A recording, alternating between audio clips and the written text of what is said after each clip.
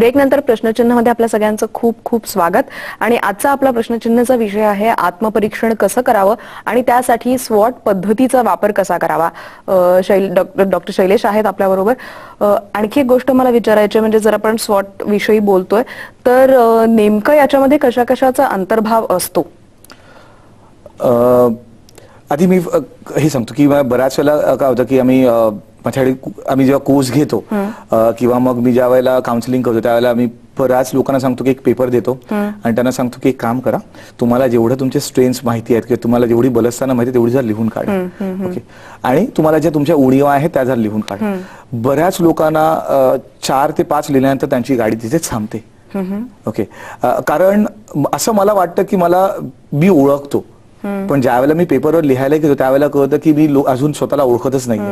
तर ते ओळखून घेण्यासाठीची ही चिकित्सा पद्धती आहे जिथे आपण किंवा अनेकदा आपल्याला माहिती असतं की आपल्यामध्ये हे एक आहे, हे कॅरेक्टर आहे आपल्यामध्ये, पण ती आपली स्ट्रेंथ आहे, ते आपलं बलस्थान आहे असंच माहिती नसतं. किंवा एखादी गोष्ट ही आपल्यातली उणीव आहे, ती एक निगेटिव्ह बाजू आहे, हेही आपल्याला माहिती नसतं. केव्हा केव्हा असं होतं की एखादी उणीव असते जी आपल्याला वाटतं की माझं बलस्थान आहे, असं देखील होतं.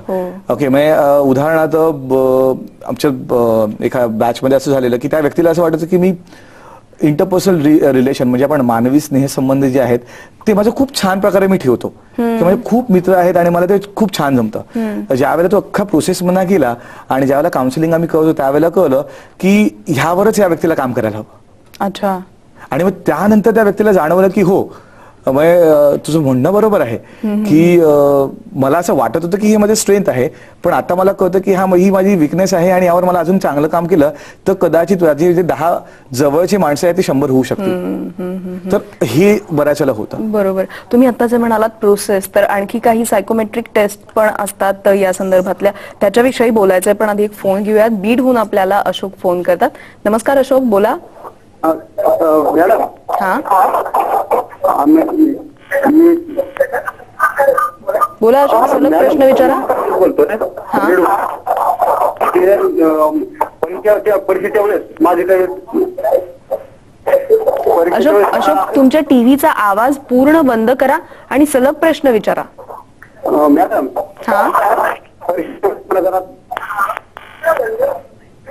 मला वाटतं काहीतरी प्रॉब्लेम आहे, संपर्क तुटलाय अशोक यांच्याशी. तर तुम्ही ज्या प्रोसेसचा उल्लेख केला किंवा काउन्सिलिंग या संदर्भात जे केलं जातं तर ती सगळी प्रक्रिया काय? ओके. मी आधी सांगतो की सॉर्ट आपण ज्याला म्हणतो की आपण सेल्फ अनालिसिस म्हणतो. ओके. एक प्रोसेस आहे की जे आपल्याला करावं लागतं. त्यासाठी आम्ही एक क्वेश्चनेअर बनवलंय. अच्छा. हा, तो साधारण एक 20 पानांचा क्वेश्चनेअर आहे आणि तो भरायला ऑन एन ऍव्हरेज एक 2.5 ते 3 तास लागतात. बर. हा, त्यामुळे असं होतं की माझ्याबद्दल मी ज्याला दिवसातनं 5 मिनिटं देत नाही त्या व्यक्तीला आम्ही तिथे 2.5 तास द्यायला लावतो. आणि मग ते 2.5 तास देताना असं होतं ना की अरे बापरे, अच्छा, मग असे बरेचसे क्वेश्चन मार्क त्यांच्यामध्ये येतात आणि मग ते क्वेश्चन मार्क आपण तिथे लिहित असतो. आणि ते लिहित असताना असं कळतं की आज माझी स्वतःबद्दलची ओळख, म्हणजे त्याला आम्ही नॉर्मली असं म्हणतो की स्वतःबद्दल आपण घेतलेली इंटरव्ह्यू, म्हणजे स्वतःची इंटरव्ह्यू.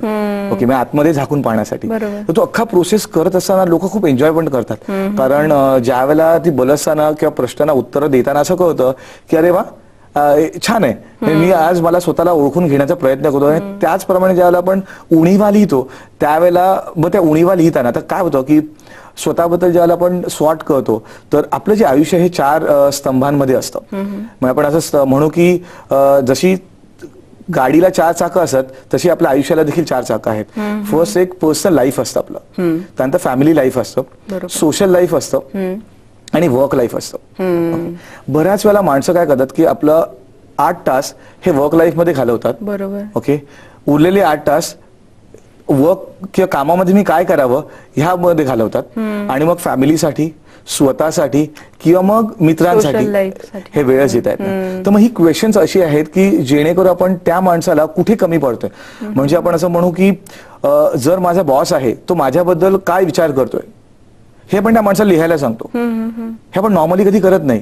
किंवा माझी आई किंवा माझे वडील किंवा माझा भाऊ, माझी बहीण किंवा ज्यांचं लग्न झालेलं आहे त्यांचं नवरा किंवा बायको हे त्यांच्याबद्दल काय विचार करतात हे आपण लिहायला सांगतो. आणि त्यामुळे काय होतं की आपण त्यांच्या पॉइंट ऑफ व्ह्यू विचार करायला लागतो. आणि ज्यावेळेला त्यांच्या पॉइंट ऑफ व्ह्यू विचार करायला लागतो त्यावेळेला आपल्याला कळतं की अरे वा, म्हणजे मला खूप काही करायचंय. मला असं वाटत होतं की मी फॅमिलीसाठी खूप करतो किंवा मी माझ्या बायकोसाठी किंवा मी बायको म्हणते की मी नवऱ्यासाठी खूप करते, हे तसं होतच नाहीये प्रत्यक्षात. तर ते जाणून घ्यायला आपल्याला इथे मदत होते. बरोबर. या प्रक्रियेविषयी आपण आणखी बोलूयात, पण आता एक फोन येतोय. सांगलीहून आपल्याला प्रियांका फोन करते. हाय प्रियांका, बोल. हॅलो. हा मॅडम, मगाशी बोलले की आत्मपरीक्षण करता. हा सॉरी प्रियांका, पुन्हा प्रश्न विचारते सलग. हॅलो. हा मी सांगलीहून बोलते प्रियांका. बोल प्रियांका, प्रश्न विचार. सरांनी मगाशी बोलले की आत्मपरीक्षणाची जरूरत विद्यार्थ्यांना आणि वाईफला जास्त असते. बरोबर.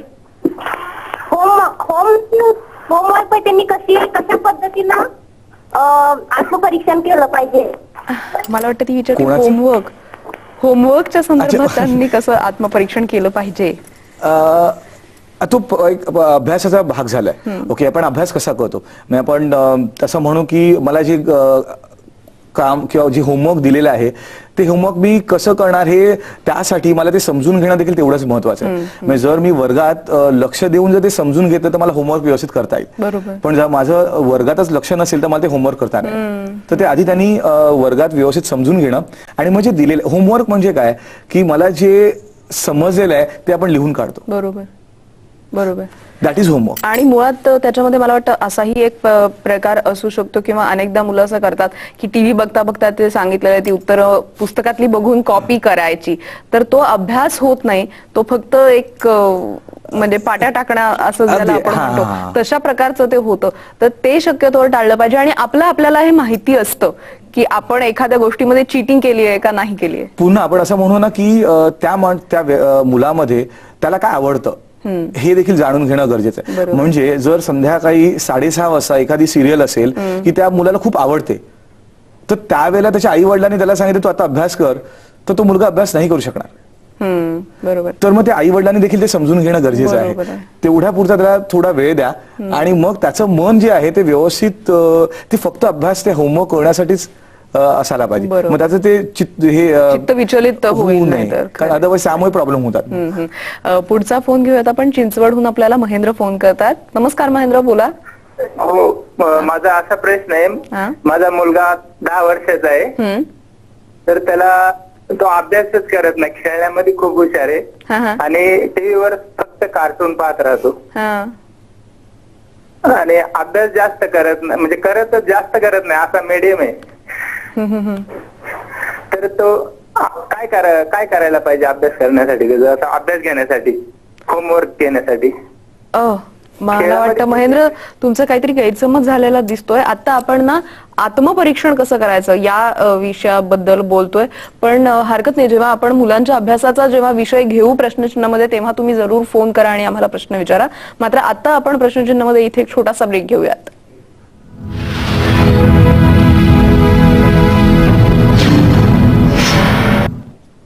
प्रश्नचिन्हामध्ये आपल्या सगळ्यांचं ब्रेक नंतर पुन्हा एकदा स्वागत. आजचा प्रश्नचिन्हाचा आपला विषय आहे आत्मपरीक्षण कसं करावं आणि स्वॉट अनालिसिस पद्धती आत्मपरीक्षणासाठी कशी वापरायची. मुळात ही पद्धती काय आहे हे आपण जाणून घेतोय आणि त्याच्यासाठी आपल्याला मार्गदर्शन करायला शैलेश लांगी आपल्याबरोबर स्टुडिओमध्ये आहेत. आणखी एक गोष्ट मला विचारायची आहे. तुम्ही म्हणाला 2 ते 2.5 तास लागतात जेव्हा ते 20 पानी प्रश्नपत्रिका म्हणूयात स्वॉटची तुम्ही देता, तर एवढे कोणकोणत्या प्रकारचे प्रश्न असतात, तुम्ही काही उदाहरणं देऊ शकाल? हा, जसं मगाशी म्हटलं की हा जो क्वेश्चनेअर आहे किंवा जी प्रश्नपत्रिका आहे ही 4 भागांमध्ये डिवाइड केलेली आहे. किंवा जी प्रश्न आहेत ते विचारतोच आपण फॅमिली लाईफ, वर्क लाईफ, त्यानंतर सोशल आणि पर्सनल लाईफ. बऱ्याच वेळेला असं होतं ना की मी स्वतःसाठी असा एखादा प्रश्न येतो की मी स्वतःसाठी काय करतो, की काय करावं. तर बऱ्याच वेळेला लोक स्वतःबद्दल विचारच करत नाहीत. आपला अर्ध्याहून अधिक वेळ हा काम, फॅमिली, मित्र संपतं. म्हणजे कदाचित असं होतं की चौथं स्तंभ जे आपल्या आयुष्यात आहे हे माणूस विसरतो. तर मग अशा प्रकारचे प्रश्न येतात ज्यात आपल्याला त्याची उत्तरं शोधावी लागतात. किंवा आपल्या आवडी निवडी आहेत ह्या कशा जोपासायला पाहिजे किंवा त्या अजून कशा छान फुलवता येतील ह्या प्रश्नातून आपल्याला मिळतं. बरोबर. किंवा बऱ्याच वेळेला असं होतं ना की आपण ज्याला वर्क रिलेटेड क्वेश्चन्स विचारतो आम्ही, तर त्यात काही वेळेला कळतं की मी कुठे आपण असं म्हणू की चुकतो किंवा उणीवा ज्या आहेत की मला चार चौघांबरोबर, मला असं पण म्हणू की आपण कामामध्ये मला माझ्या वरिष्ठांशी व्यवस्थित संभाषण साधता येत नाही, किंवा माझे जे पियर्स आहेत किंवा माझ्या बरोबर जे काम करणारे आहेत, कलिग्स जे आहेत, त्यांच्यावर मला तेवढं चांगलं रिलेशन ठेवता येत नाही, ही माझी जर उणीव असेल तर मग त्याच्यावर काम कसं करावं. तर असा एक हे प्रसंग घडलेला आमच्याच वर्गामध्ये की त्यांना ज्या वेळेला कळलं की ते असे बऱ्याच वेळेला ना इव्हेंट ऑर्गनाईज करायचे आणि त्यांना असं ते प्रत्येक वेळेला स्टेजच्या मागे जाऊन काम करायचे. त्यांना असं वाटायचं की त्यांना ती भीती होती की मी स्टेजच्या पुढे येऊ शकणार नाही, की मी स्टेजच्या पुढे आलो तर ते न्यूनगंड म्हणू की आपण एक भीतीच म्हणू, तर ते प्रत्येक वेळेला ते मागे ठेवायचे. हा ज्याला स्वॉट अनालिसिस त्यांनी केला त्याला त्यांना असं जाणवलं की मी आयुष्यभर मागे तर राहू शकत नाही, कारण ही माझ्यामधली उणीव आहे जी मला दिसते प्रकर्षाने, तर मला याच्यावर काहीतरी काम करायला पाहिजे. ज्या वेळेला त्याने हा काम करायचा विचार केला त्याला पहिल्यांदा त्यांनी त्यांच्या ऑफिसमध्ये काय केलं, तर ज्याला त्यांच्या वीकली मिटिंग्स होत्या, कारण ही व्यक्ती होता ते नॉर्मली ते तेवढं बोलायचे नाही वीकली मिटिंगमध्ये, तर ह्यांनी स्वतःच ती वीकली मिटिंग कंडक्ट केली. आणि त्यांचे जे सुपिरियर्स होते, जे वरिष्ठ होते, ते खूप खुश झाले. त्यांना असं वाटलं की अरे तुम्ही छान करता, मग तुम्ही आधी का नाही केलं. त्याच प्रकारे ते ज्या वेळेला स्टेजच्या मागे एखादा प्रोग्राम करायचे, ते आता ती व्यक्ती पुढे येऊन सूत्रसंचालन करते. त्या व्यक्तीमध्ये ते होतं, पण त्याची जाणीव म्हणजे कुठेतरी एक न्यूनगंड होता की मला ते जमणार नाही, ह्यामुळे तुमची जी बलस्थानं आहेत त्यावर ती बलस्थानं झाकली जातात. तर आपल्याला जेव्हा आपण आपली बलस्थानं आणि उणीवा ज्या आहेत ह्या समजून घेतो त्यावेळेला आपण अशा प्रकारे स्वतःमध्ये चेंजेस आणू शकतो. बरोबर आहे. मी तुम्हाला इथे थोडं थांबवते, आपल्याला फोन येतोय. नवी मुंबईहून रोमा यांचा फोन आहे. नमस्कार रोमा, बोला. हा मॅडम, माझा मुलगा आहे आणि त्याला 5 ते 6 वेळा तो मॅथ सब्जेक्ट हा घेऊन बसलेला 10वीला, आणि त्याचा तो सब्जेक्टच सुटतच नाही. तो म्हणतो मम्मी माझ्या लक्षातच राहत नाहीये, तर मी काय करू, मला येतच नाहीये. मी त्याला भारी भारी इंग्लिश मिडियमचा होता, तर मी भारीच भारी ट्युशन पण लावलेलं, म्हणजे जास्त पैसे घेणारे त्याला बाबा त्याने करून मुलगा कसा तरी सुटेल 10वी, पण पैसे पण एवढे जाऊन पण तो फेलच होतोय. ऑक्टोबर मार्च चालूच आहे, फार वैतागलेले, आणि तो विषय सुटलाच पाहिजे. त्याच्यासाठी मी काय करू, आम्ही म्हणजे टेन्शन मध्ये, आणि एज्युकेशन तर पाहिजेच ना मुलांसाठी, तर कसं तरी त्याला सोडायचं सुटला पाहिजे. रोमा, तुमचा प्रश्न लक्षात आलाय सर. याच्या संदर्भात तुम्ही काही मार्गदर्शन करू शकाल? माझं स्वतःचं उदाहरण देऊ का? काय म्हणजे जसं त्यांच्या मुलाचं ते त्यांनी सांगत होते, माझ्या आयुष्यात असं घडलेलं आहे. हा, तर मी देखील 10वीला ड्रॉपआउट होतो, तर मला 5 वेळेला इंग्रजी विषय सोडावे लागले. अरे बापरे. तसंच म्हणजे ऑक्टोबर मार्च होतं, आणि असं होतं की 5व्यांदा मला असं वाटलेलं की आता बहुतेक नाही जमणार, पण त्यावेळेला थोडीशी मेहनत जास्त घेतली. ओके, आणि आजूबाजूला काही बाकी दिसत नव्हतं, त्यामुळे तो विषय क्लिअर केला आणि नंतर आयुष्य पण सुखी झालं. पण त्यामुळे त्यांना सांगणं एवढंच आहे की मुलाला त्यांना हे समजून द्या की त्याचे काय होतं की तो एका त्या डबक्यात आहे, तर त्याला बाहेरचं विश्व दिसत नाहीये. त्याला बाहेरचं विश्व जे आहे ना त्याची जाणीव करून द्या की तुला खूप काही करायचं आहे. त्याला दडपण नाही येता कामा नये, पण त्याला ती जाणीव असेल की आपलं शिक्षण तेवढंच महत्वाचं आहे. आज मला स्वतःला ज्यावेळेला मी माझं आत्मपरीक्षण करतो त्यावेळेला मला असं प्रकर्षाने जाणवतं की जर त्यावेळेला मी ते क्लिअर केलं नसतं, की जर 10वी पास झालो नसतो, तर कदाचित मी आज इथे बसलो नसतो. त्यामुळे त्यावेळेला मी थोडी मेहनत जास्त घेतली आणि आज मला इथे बसता आलं. पण ते मला करण्यासाठी कोणीतरी सांगितलेलं, तर त्यांना फक्त तेवढंच सांगायचं आहे की तुम्ही तुमच्या मुलाला प्रयत्न करा समजून सांगण्याचा की हे शिक्षण जे आहे हे तुम्हाला थोडं पुढे अजून चांगलं मार्गदर्शन करायला पुढे घेऊन जाईल, तर त्याला थोडंसं कॉन्सन्ट्रेशन करायला सांगा.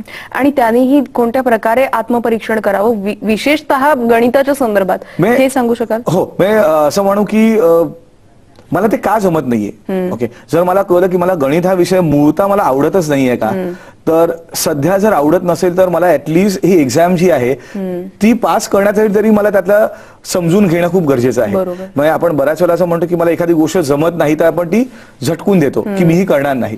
तर तो ऍटिट्यूड किंवा तशा प्रकारची विचारसरणी न आणता की मला याची गरज आहे,